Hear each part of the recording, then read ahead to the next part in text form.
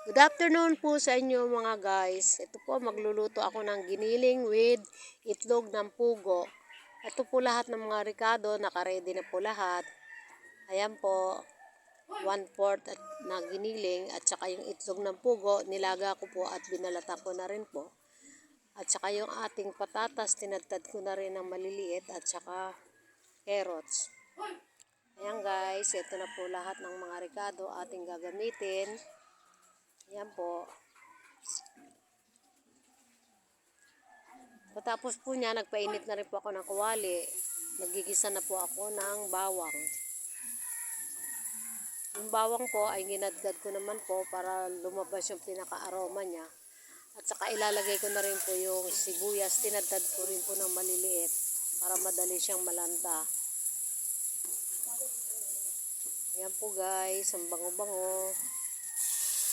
Ilalagay ko na rin po yung kamatis. At yung kamatis naman po, tinadtad ko siya. Tinanggalan ko rin po ng mga buto para matagal mapanis yung ating ulam. Maglalagay po ako ng carrots, saka patatas. Pagsasamahin ko na po siya. Sasabay ko na sa paggisa ng mga kamatis at saka mga sibuyas, bawang. Ayan guys, palalambutin natin ng konti yung carrots kasi matigas. Saka yung patatas. Maglalagay po ako ng konting tubig para doon ko palambutin yung ating carrots.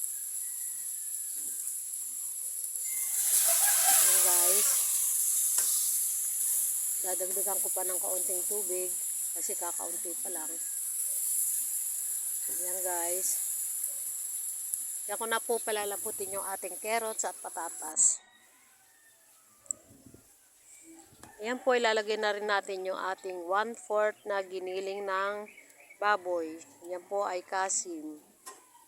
Para hindi siya masyadong mataba. Hahalu-haluin ko po para magpantay ang luto. Ayan guys.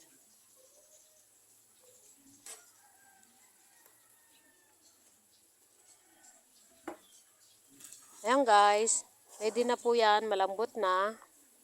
Pwede na natin ilagay yung ating ibang ricado. Naglagay po ako ng 4 cube at saka naglagay po ako ng ketchup.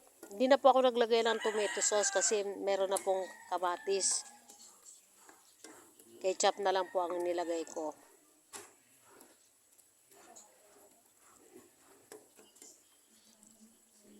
Ayan guys. Pakukuloy natin dyan yung ating giniling.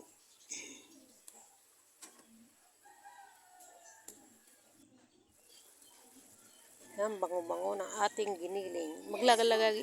Maglalagay din po ako ng pamintan durog. Nabubulol talaga ako. Pasensya na ako kasi masakit yung lalamunan ko eh. Kainom ko ng malamig na tubig.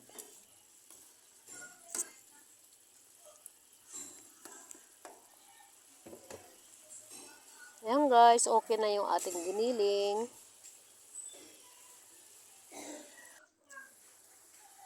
Malambot na po siya. Ilalagay naman po natin yung ating itlog ng pugo na nilaga ako kanina. 25 pieces po yung itlog ng pugo na yan. Dinalatan ko po siya kanina at nilaga. Ayan na guys. Ang ating giniling with itlog ng pugo. Konting oras na lang po, maluluto na yung ating ulam. Titikman ko po siya. Oh, tama-tama ang lasa. Ito na po ang ating giniling with itlog ng pugo. Thank you guys for watching. Ito po ang pananghalian namin. Salamat po. Ang bango-bango, mainit-init pa. Kain na po.